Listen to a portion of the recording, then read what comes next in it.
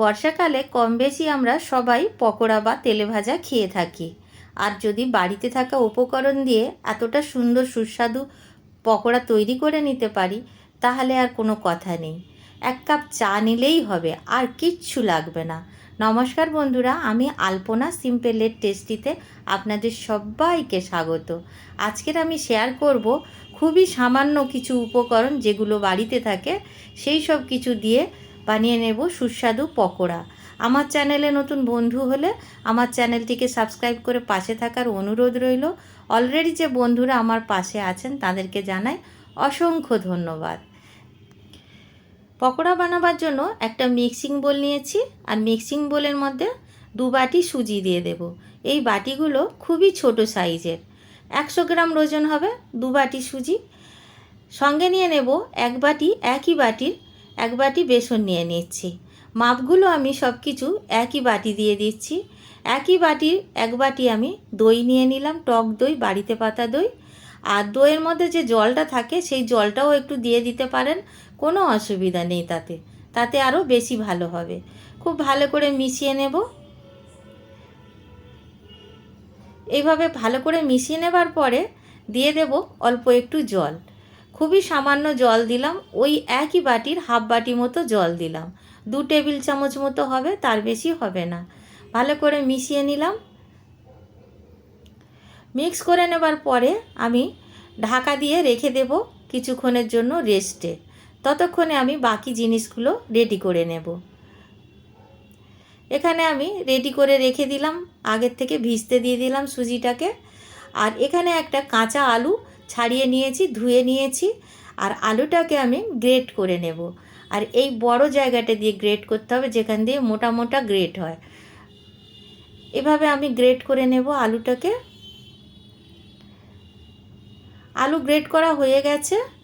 আলুগুলো খুব ভালো করে ধুয়ে নিতে হবে, সেজন্য আমি এখন জল নিয়ে দেব। আর দেখে নিশ্চয়ই বুঝতে পারছেন কতটা সুন্দরভাবে গ্রেট করে নিয়েছি।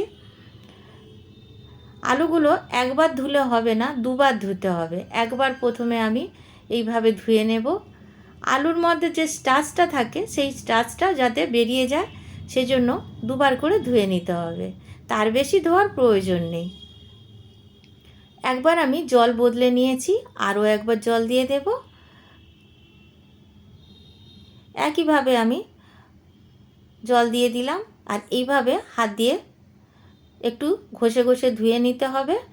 আর ধোয়া হয়ে গেছে, বেশিক্ষণ ধোয়ার প্রয়োজন নেই, কেন কি কোনো ময়লা তো নেই এর মধ্যে, শুধু তো আলু আর জল, সেজন্য বেশি ঘষাঘষি করে ধোয়ার প্রয়োজন নেই।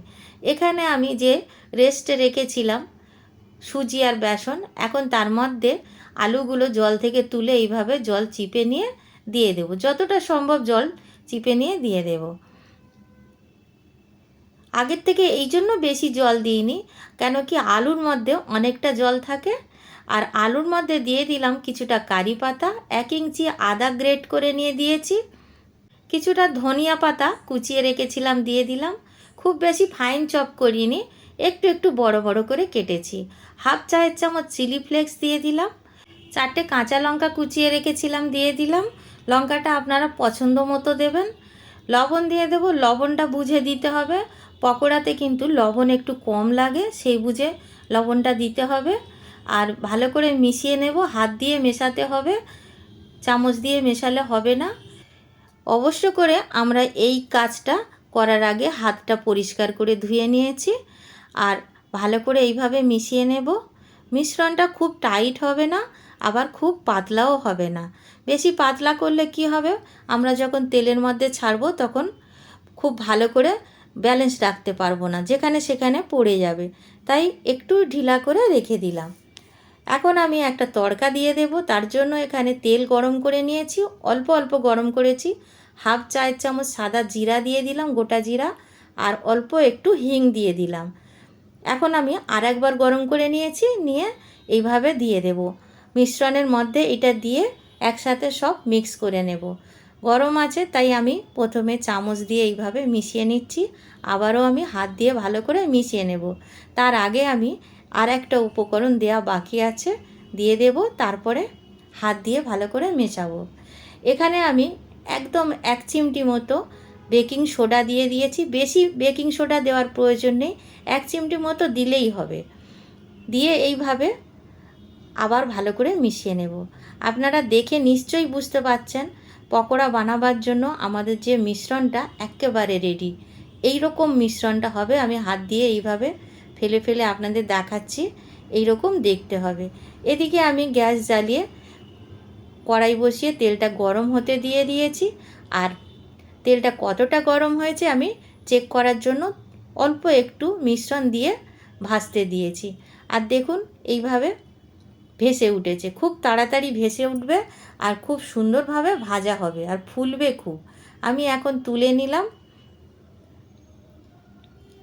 এখন আমি দিয়ে দেব এইভাবে ধরে ধরে ব্যাটারটাকে তেলের মধ্যে দিয়ে দেব। একটা একটা করে এইভাবে পকোড়া ভাজতে দিয়ে দেব। আপনারা দেখে নিশ্চয়ই বুঝতে পারছেন আমি কিভাবে দিচ্ছি। খুব একটা কিছু কঠিন না, খুবই সহজ। আর যেমন তেমন করে দিয়ে দিতে পারেন, এরকম না যে কোনো শেপ করে করতে হবে সেরকম না। হ্যাঁ, শেপ করে করলে সবগুলো একই সাইজ হলে দেখতে ভালো লাগবে। আর এইভাবে প্রথমে আমরা নাড়াচাড়া করব না, নিজের থেকেই কিন্তু ভেসে উঠবে। আস্তে আস্তে খুন্তি দিয়ে একটু নাড়াচাড়া করতে হবে। এইভাবে উল্টে পাল্টে দিয়ে ভালো করে নাড়াচাড়া করতে করতে একদম কালার এসে যাবে। যখন এই রকম কালার আসতে শুরু করে দেবে তখন আমাদের গ্যাসের ফ্লেমটা বাড়িয়ে দিতে হবে। মিডিয়াম আঁচে আমরা ভাজছিলাম এতক্ষণ, আর এখন আমি হাই ফ্লেমে করে দেব। যদি আমরা মিডিয়াম আঁচে রেখে বড়াগুলো তুলি তাহলে কী হবে, তেল অ্যাবসর্ব করে নেবে। ফুল আঁচে দিয়ে যদি আমরা বড়াগুলো তুলি বা পকোড়াগুলো তুলি তাহলে কিন্তু তেলগুলো ছেড়ে দেবে। একটা কিচেন টিস্যু পেপার দিয়ে প্লেটের ওপর তারপরে আমি পকোড়াগুলো তুলছি। আর দেখুন আমি কিভাবে ছাড়ছি। প্রথমে তেল একেবারে গরম করে নিতে হবে, তারপরে মিডিয়াম আঁচে করব। বড়াগুলো ছেড়ে দেওয়ার পরে মিডিয়াম আঁচ করব। আগের থেকে মিডিয়াম আঁচ করলে টেম্পারেচারটা অনেক বেশি কমে যাবে, সেজন্য ফুল আঁচেই আমরা দিয়ে দেব। এইভাবে পকোড়াগুলো ছাড়তে শুরু করে দেব। আর সবগুলো ছাড়া হয়ে গেলে তখন কিন্তু আমরা মিডিয়াম আঁচ করে দেব। আর একেবারে আগে যেমন বলেছি একেবারে আগের থেকে নাড়াচাড়া করব না। দেখুন এই রকম যখন হয়ে যাবে, একটা দিক হালকা হালকা ব্রাউন হয়ে যাবে আর ওপর থেকে ভেসে উঠবে। ওপর দিকে ভেসে ওঠার পরে এইভাবে উল্টাতে হবে। আর দেখে নিশ্চয়ই বুঝতে পারছেন কতটা সুন্দর দেখতে হয়েছে আর খুবই ফুলে যায় আর বাইরেটা ক্রিস্পি হয় আর পেট ভরে যায় খেলে। বন্ধুরা, এই রকম অনেক রকম পকোড়ার রেসিপি আমার চ্যানেলে দেওয়া আছে এবং আগামী দিনে আরও দেওয়ার ইচ্ছা আছে। আপনারা যদি আমার চ্যানেলটিকে সাবস্ক্রাইব না করে থাকেন প্লিজ সাবস্ক্রাইব করে দেবেন। পাশে থাকা বেল আইকনটি প্রেস করে দেবেন, অল বাটনটাও প্রেস করে দেবেন। তাহলে কি হবে, যে কোনো ভিডিও আমি আপলোড করব সবার আগে আপনাদের কাছে পৌঁছে যাবে। দেখুন আপনাদের সঙ্গে কথা বলতে বলতে পকোড়াগুলো ভাজা হয়েছে। একইভাবে আমি সব পকোড়াগুলো এইভাবে ভেজে তুলে নেব। আর কতটা সুন্দর দেখতে হয়েছে দেখুন। 4টে খেলে পেট ভরে যাবে আর টিফিনেও দেওয়া যাবে, বাচ্চাদের টিফিনেও দিতে পারেন। দেখুন আমি একটা ভেঙে আপনাদের দেখাচ্ছি ভিতরটা কেমন দেখতে হয়। ঠান্ডা হয়ে গেলেও কিন্তু সুস্বাদু লাগে খেতে। সব সময় যে এটা গরম খেতে হবে তেমনটা নয়। আপনারা চাইলে নারকেলের চাটনি বা টমেটো সস বা অন্য কোনো সস যদি বা চাটনি আপনাদের পছন্দ থাকে সেটা দিয়েও সার্ভ করতে পারেন। আমার তো শুধু 1 কাপ চা হলেই হয়ে যাবে। আর আপনারা বাড়িতে বানাবেন, কেমন লাগলো কমেন্ট করে জানাবেন। রেসিপি যদি ভালো লাগে লাইক করবেন, শেয়ার করবেন। নতুন বন্ধু হলে সাবস্ক্রাইব করতে ভুলবেন না যেন। আজকের এই পর্যন্ত, দেখা হবে পরের ভিডিও নতুন কোনো রেসিপির সঙ্গে। সুস্থ থাকবেন, ধন্যবাদ, নমস্কার।